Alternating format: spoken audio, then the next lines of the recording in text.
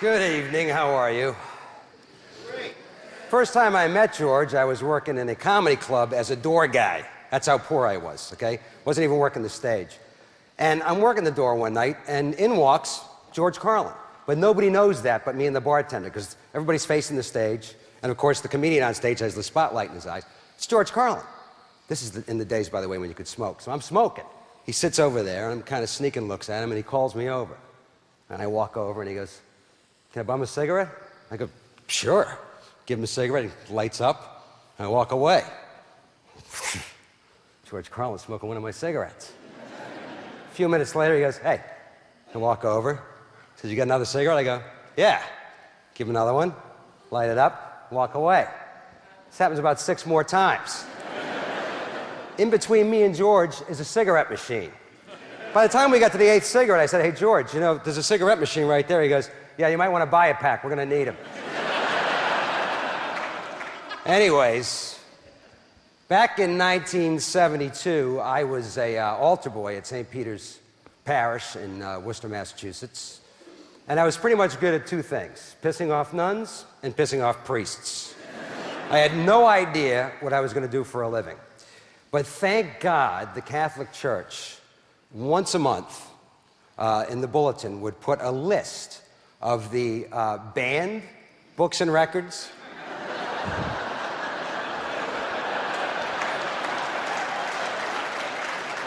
and the recommended books and records, which, by the way, for us in those days was like a what's hot and what's not list.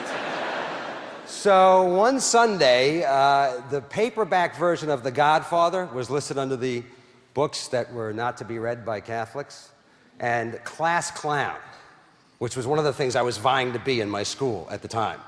And they specifically said the 7 words you can't say on television.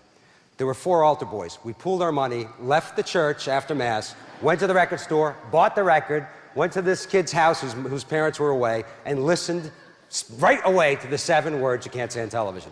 It was at that moment that I became an ex-Catholic, ladies and gentlemen. That was when I realized you could make money for saying stuff my dad used to say when the car wouldn't start. And you know, we are still battling that issue in the Supreme Court, almost 40 years later. That controversy is still alive. The 7 dirty words are still being argued before the Supreme Court as we speak. For instance, take the F word. You can't use it in reference to a sexual act, but if you use it as what the law calls a passing expletive, you can conceivably get away with it. Sister Rosemary Sullivan at St. Peter's High School would have been so proud of me for explaining that particular distinction this evening. But no one can explain it better than the master himself, Pope George I, ladies and gentlemen. You know, what are these words that I'm talking about? They're just words that we've sort of decided not to use all the time. That's about the only thing you can really say about them for sure. That they're just some words, not many either, just a few, that we've decided, well, we won't use them all the time. Sometimes, well, hell yeah. Sometimes it's okay, but not all the time. And they're the only words that seem to have that restriction. I mean, there are a lot of words you can say whenever you want, you know. Pneumonia! Nobody gives you a lot of... All right, you can't yell it in the hospital a great deal, but what the hell? There are words that you can say, no problem. Topography! No one has ever gone to jail for screaming topography. But there are some words that you can go to jail for. There are some words that we just have decided we will not say all the time. Sometimes, okay.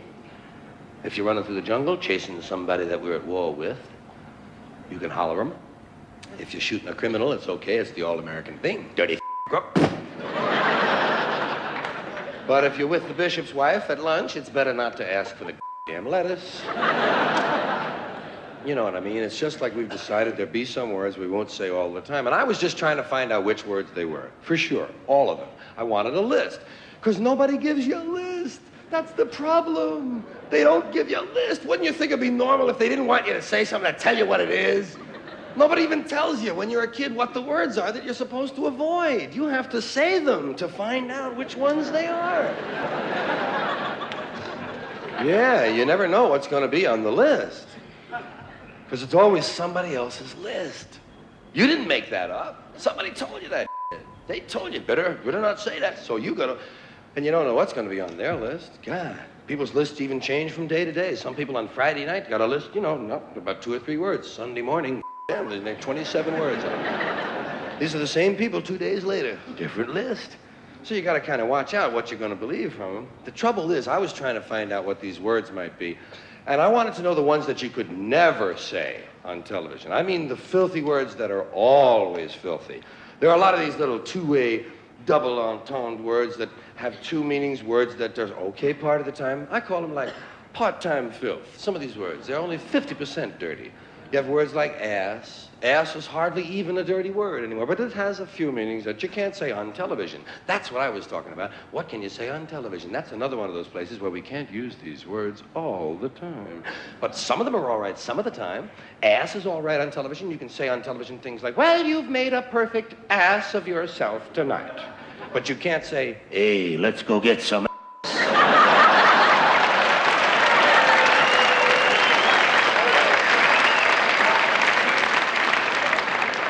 bitch. Bitch is another word like that. Same kind of word. It's only dirty part of the time. Depends on what you mean by bitch. You might be the lady from the San Diego Zoo visiting one of the Tonight shows, and you might just have a bunch of little canines with you there. One of them is a female. You say, there's the bitch, Johnny, and it's okay, fine.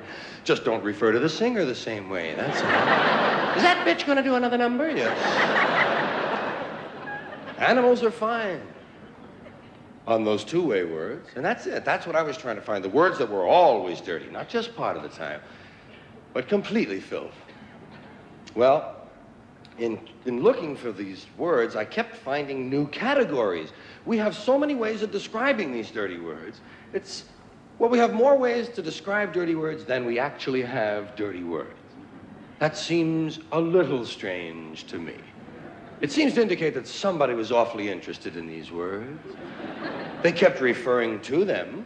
They called them bad words, dirty, filthy, foul, vile, vulgar, coarse, in poor taste, unseemly, street talk, gutter talk, locker room language, barracks talk, bawdy, naughty, saucy, raunchy, rude, crude, lewd, lascivious, indecent, profane, obscene, blue, off-color, risque, suggestive, cursing, cussing, swearing, and all I could think of were mother